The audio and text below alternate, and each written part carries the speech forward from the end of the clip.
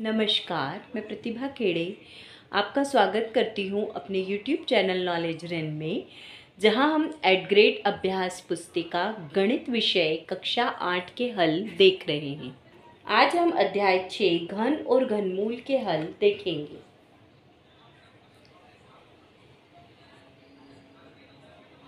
यहाँ देखिए, हमें संख्याओं के घन दे रखे हैं। जैसे एक की घात 3, घन मतलब एक का घन कितना है, 1 है।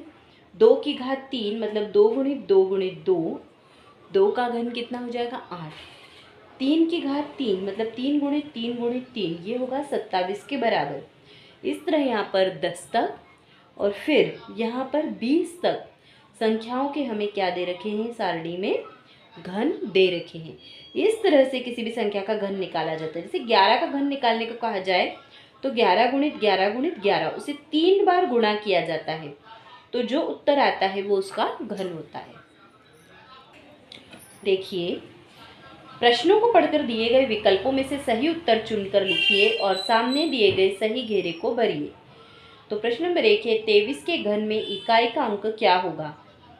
तो 23 का जब हम घन करेंगे मतलब 23 गुणित 23 गुणित 23, तो यदि हम सिर्फ इकाई के नंबर को देखें, क्योंकि यहाँ पर हमें इकाई का ही अंक पूछा है, तो 3 3 और 3 है। जब 3 में 3 का गुणा करेंगे तो 9 आएगा, 3 तिया 9, और 9 में 3 का गुणा करेंगे तो 27 आएगा।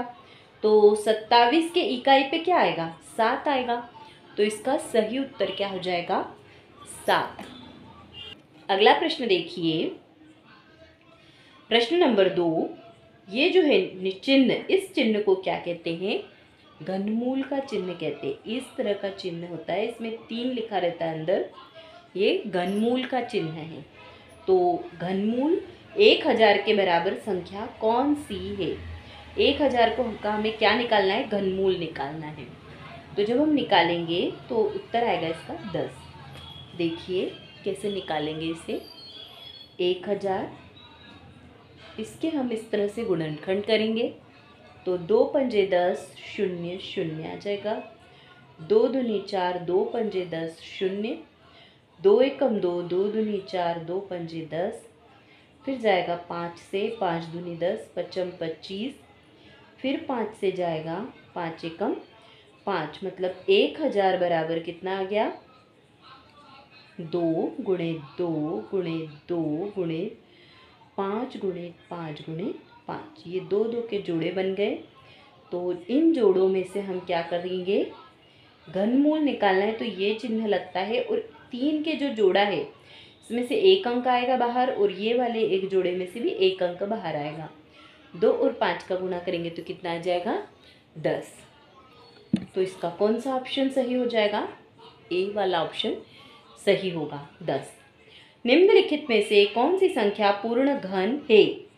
तो 243, 216, 392 या 8640। अब इनके सभी के गुणनखंड जैसे भी हमने 1000 के निकाले वैसे ही निकाल के देखेंगे, तो 216 जो है वो पूर्ण घन होगी। अगला है 512 सेंटीमीटर की घात 3 आयतन वाले घन की एक भुजा की माप कितनी होगी। तो 512 का क्या निकालना पड़ेगा, वही घनमूल निकालना पड़ेगा। देखिए कैसे निकलेगा, 512, 2 से देंगे 2 दूनी 4, 2 पंजे 10, 2 छः 12, फिर 2 से देंगे 2 एकम 2, 2 दूनी 4, 2 अठी 16, फिर 2 से जाएगा 2 छः 12, 2 चौक 8, फिर से 2 से जाएगा 2 तिया 6, 2 दूनी 4, 2 एकम 2, 2 छः 12, फिर 2 अठी 16, फिर 2 चौक 8, 2 दूनी 4 और 2 एकम 2। यहाँ इसके गुणनखंड देखें तो 512 के क्या गुणनखंड मिल गए हमको, 2 गुणे 2 गुणे 2 गुणे 2 गुणे 2 गुणे 2 गुणे 2 गुणे 2 गुणे 2। अब इसका घनमूल हम निकालें तो कितना आ रहा है हमारे पास, ये 3 और ये 3 3 के जोड़े बन रहे हैं, इसमें से एक एक बाहर आएगा, तो इनको गुणा करने पर उत्तर कितना आ जाएगा, 8 आ जाएगा। तो यहाँ प्रश्न में वो बोल रहा है, तो इसका उत्तर कितना होगा? 8 सेंटीमीटर। अगला प्रश्न देखिए, प्रश्न नंबर 5। राशि गीली मिट्टी का एक घनाभ बनाती है जिसकी भुजाएं 3 सेंटीमीटर, 2 सेंटीमीटर और 3 सेंटीमीटर है। एक घन बनाने के लिए इसे कितने घनाभों की आवश्यकता होगी? तो इसका सही उत्तर होगा 12। प्रश्न नंबर 5 का सही उत्तर होगा 12। प्रश्न नंबर 6 देखिए, नीचे दिए गए प्रश्नों को हल कीजिए। प्रश्न नंबर 6 है 0.05 का घन ज्ञात कीजिए। तो अभी हमने देखा घन क्या होता है? घात 3। मतलब 0.05 का घन क्या हुआ? 0.05 की घात 3। इसका मतलब होगा कि ये 3 बार गुणा में है। 0.05 गुणित 0.05 गुणित 0.05। जब इनका हम गुणा करेंगे तो क्या आ जाएगा? 1, 2 और 3 शून्य है, तो 1, 2, 3 शून्य लग जाएगी। 5 में 5 का गुणा 25 और 25 में 5 का गुणा 125। तो इसका आंसर आ जाएगा 0.0000125। ये होगा इसका सही आंसर। अगला है प्रश्न नंबर 7। 3 की घात 3 को 3 क्रमागत विषम संख्याओं के योग के रूप में व्यक्त कीजिए। तो 3 क्रमागत विषम संख्याएं हैं x, x धन 2। यह हम मान लेते हैं कि 3 क्रमागत विषम संख्याएं क्या क्या है? x, x धन 2, x धन 4। अब यहाँ x धन 2 क्यों माना है? क्योंकि विषम संख्याओं में 1 का अंतर होता है ना। यदि हम 1 देखें तो 1 में हम 2 जोड़ेंगे तो 3 आएगा, 3 में हम 2 जोड़ेंगे तो 5 आएगा, और 1, 3, 5 क्या है? विषम संख्याएं हैं। तो यहाँ इन तीनों को जोड़ने पर कितना आ रहा है? 3 की घात 3। इन तीनों को हमने जोड़ा तो यहाँ आ जाएगा 3x धन 6। 3 की घात 3 काय के बराबर होता है? 27 के। तो यहाँ करा है 3x बराबर 27 ऋण 6, तो 3x बराबर 21 आ जाएगा, और x बराबर 21/3 मतलब 7 आ जाएगा। तो पहली संख्या 7 है, दूसरी संख्या 9 है और तीसरी संख्या 11 है। अगला है प्रश्न नंबर 8। 5 सेंटीमीटर भुजा वाले घन का आयतन ज्ञात कीजिए। तो घन का आयतन कितना हो जाएगा? भुजा की घात 3। तो 5 सेंटीमीटर दी है भुजा की लंबाई, तो 5 सेंटीमीटर गुणित 5 सेंटीमीटर गुणित 5 सेंटीमीटर बराबर कितना आ जाएगा? 125 सेंटीमीटर की घात 3। मतलब घन का आयतन कितना आ जाएगा? यहाँ पर घन का आयतन आ जाएगा हमारे पास 125 सेंटीमीटर की घात 3। अगला प्रश्न देखिए, प्रश्न नंबर 9। वह सबसे छोटी संख्या ज्ञात कीजिए जिसे 256 को गुणा करने पर वह पूर्ण घन संख्या बन जाए। अब यहाँ हमें क्या करना है? 256 का घनमूल निकालना, घन निकालना पड़ेगा।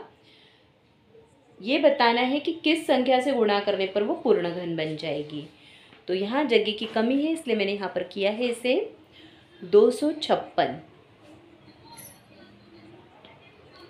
256 इसके हम गुणनखंड करें तो कितना आएगा? 2 एकम 2, 2 दूनी 4, 2 अठी 16, फिर 2 छें 12, 2 चौक 8, 2 तिया 6, 2 दूनी 4, 2 एकम 2, 2 छें 12, 2 अठी 16, 2 चौक 8, 2 दूनी 4 और 2 एकम 2। तो यहाँ इसके गुणनखंड लिखें तो 256 के क्या आ गए हमारे पास? 2 गुणे 2 गुणे 2 गुणे 2 गुणे 2 गुणे 2। कितनी बार है? 3, 3, 6, 7 और ये 8 बार है। अब इनके हम यदि जोड़े बनाते हैं तो ये 3 का एक जोड़ा बन गया, ये 3 का दूसरा जोड़ा बन गया, लेकिन 2 जो है इसका जोड़ा बना क्या? नहीं बना, एक कम रह गया है यहाँ पर। तो किस संख्या से गुणा कर दें कि पूर्ण घन बन जाए? तो 2 की कमी है, इसलिए इसमें हम 2 से गुणा करें। 256 को 2 से गुणा करने पर यह पूर्ण घन बन जाएगी। ये प्रश्न का हल है। अगला प्रश्न देखिए, प्रश्न नंबर 10। वह सबसे छोटी संख्या ज्ञात कीजिए जिससे 192 को भाग देने पर वह पूर्ण घन संख्या बन जाए। तो 192 को भाग देने पर, है ना, यहाँ पर भी जगह की कमी है, इसलिए हम यहाँ देख लेते हैं इसको। 192 के गुणनखंड करें तो 2 नाम 18, 2 छंग 12, 2 तिया 6, 2 अठी 16, 2 एकम 2, 2 नाम 18,